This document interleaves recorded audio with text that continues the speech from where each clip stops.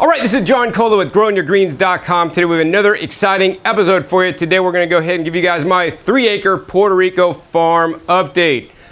Currently, I'm staying at my friend Kailash's 5-acre, like his house, and then his property is all around me. And you can see the property line, which is the fence, which we conveniently cut a hole in.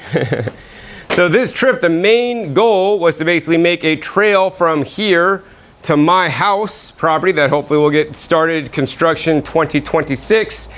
And aside from creating the trail, we planted over 50 different fruit trees and fruiting crops and a few leafy greens too. So I want to go ahead and give you guys a tour. So let's hop up and let's head through the fence. All right guys, so this is the trail. I had it going in maybe 10 feet, and then I have to give thanks to my friend Ellie, who literally created this trail. That's why this trail is called Ellie's Trail, and it has basically gray PVC pipes with Ellie and an arrow so you don't get lost on the trail. The goal of this trail is, once again, to get between our properties, but also this will be good for exercise, and in the future we're going to have lots of fruit trees producing on the property. So this is truly going to be a food forest, not just only food, but literally we planted the fruit trees within the forest, and we will over time selectively cut out the larger overstory trees as the smaller trees get established. So this is a jackfruit tree that was planted maybe over 2 years ago, and we planted other little fruit trees, and we put white stakes with the date so we know what we planted and when.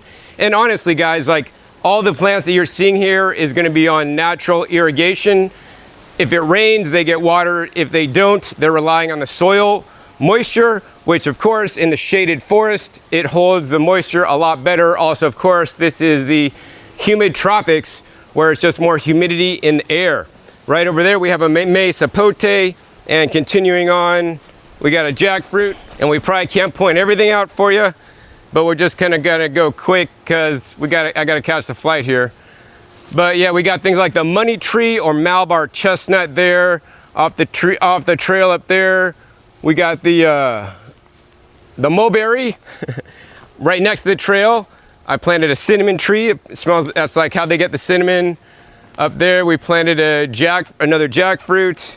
Here will be the Suriname cherry, the red kind, and then here's the tamarind. And look at how beautiful the forest is, guys.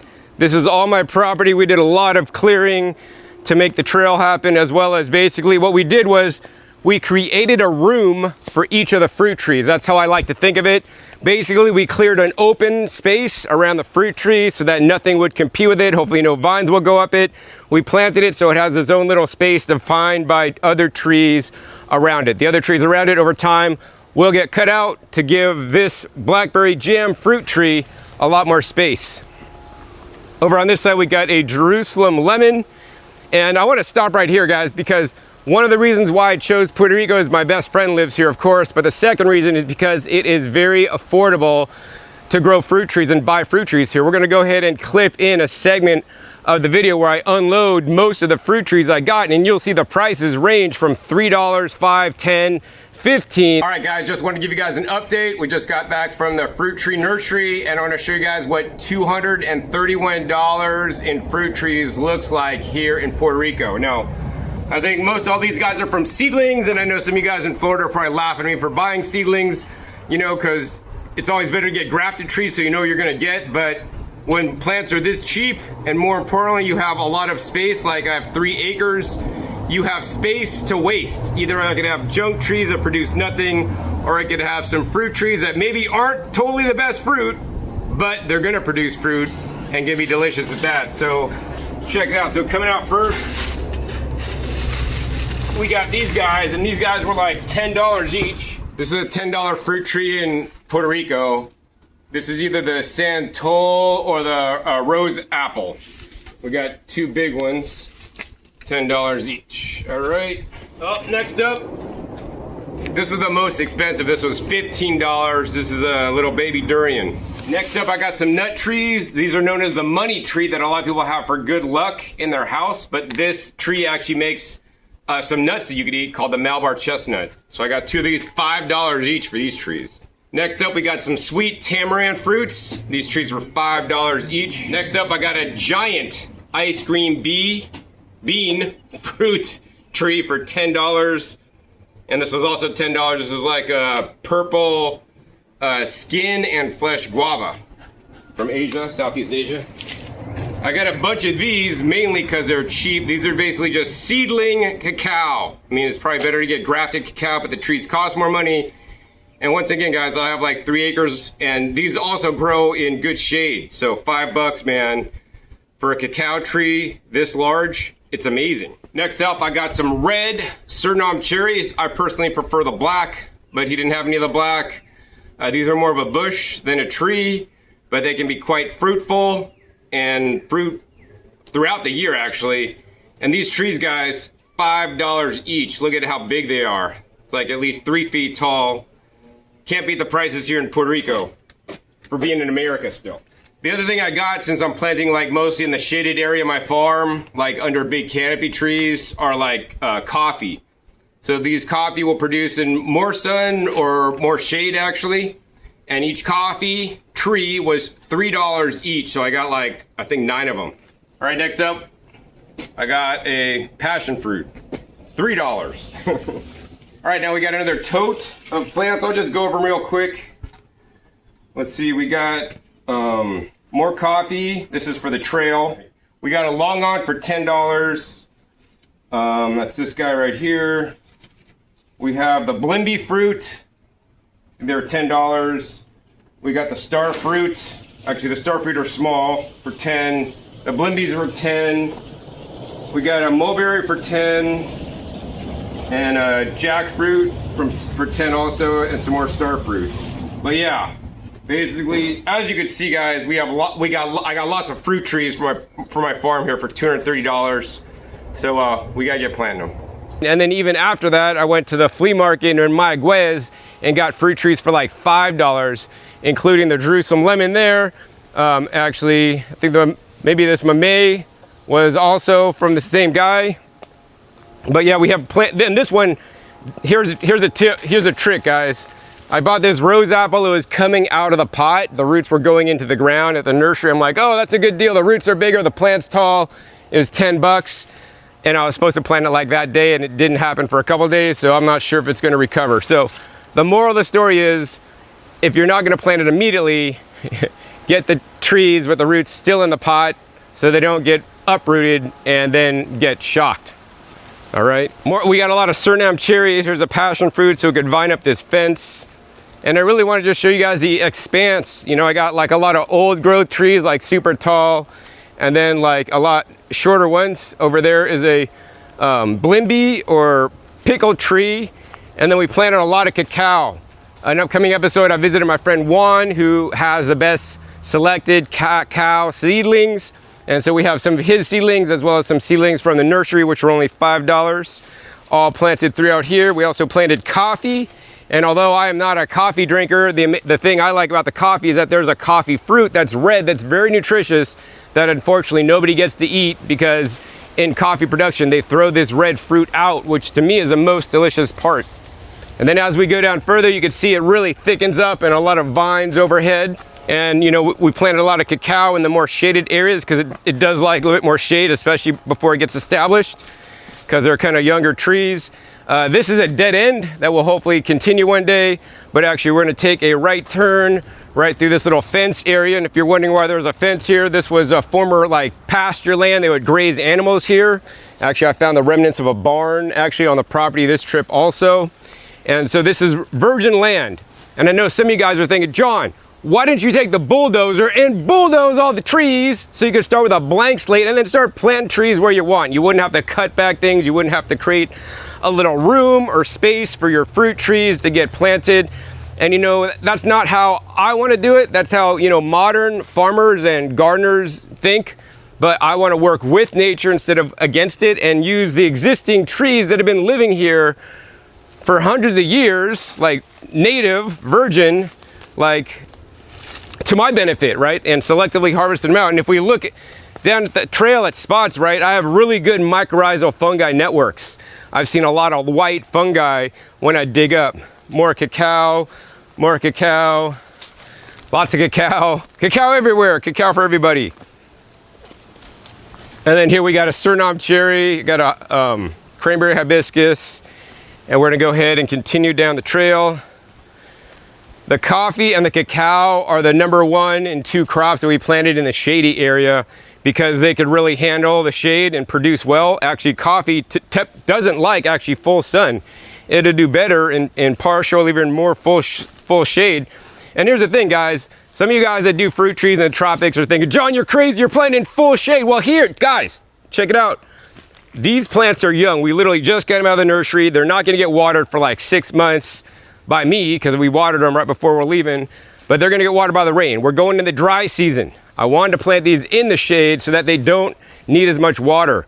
They could suck up the groundwater, and in some of these areas, it's quite moist because this is basically getting to the bottom of my property where the water kind of collects and literally sinks in to the soil. And once again, as these trees get established, we're gonna cut around these surrounding trees so that they will get more sun, all right?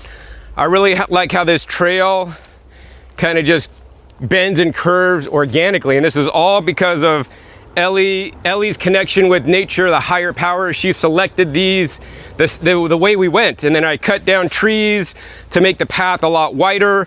I put them along the side to kind of create a little border. And this is the end. This was so tight through here, guys. Like this was like you could walk like this and have to take out so many trees. And then amazingly enough, this opens up to my house property, and there's a fence right here, a fence opening. And somehow Ellie found the opening. She just like went right to it because otherwise if she went somewhere else, there would have been a fence that would have stopped us. So then we opened up over to here, and then this was just totally covered in just overgrowth weeds. So we planted a few coconuts pretty close together there. And then basically this was all overgrown vines that we had to string trim. It pretty much looked like this. So we got this string trimmed down. And the funny thing is, like right about here, I started noticing there's some like asphalt shingles on the ground. And I could only surmise that somebody had built a wooden barn right here for maybe the animals in the olden days. And all the wood basically collapsed and rotted down, and the asphalt shingles still remained. So we had to actually dig up all the shingles and get them off site. And I didn't even get them all. You can see we got some taro here. This is also the bottom of the property, so it stays pretty wet during the rainy season, still a little bit moist. We opened this up. I took down a lot of trees and a lot of vines. And basically, this right here is what this trail used to look like. And then we have markers on the trail so we don't lose it in case the vines grow back. And then we go through my taro patch. You haven't seen it from this side because I always show it to you from the other side. Lots of taro. And we go into my huge breadfruit tree on this side. My huge avocado tree over on this side. We head up the hill.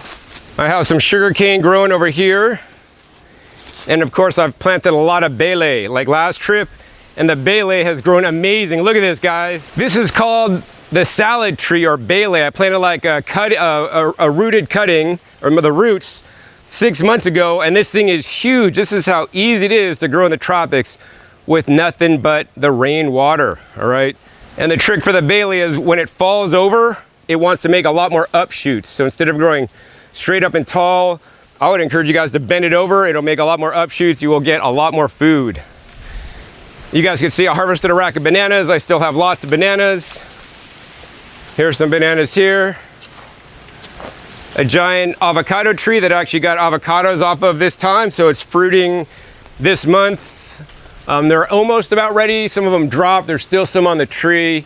Late November, early December. Oh, look. Here's one that dropped. It's split open. Look at how huge my avocados are on my farm. This one basically cracked open and ants got it. Super hard though. But yeah, amazing. Feed it to the forest. All right.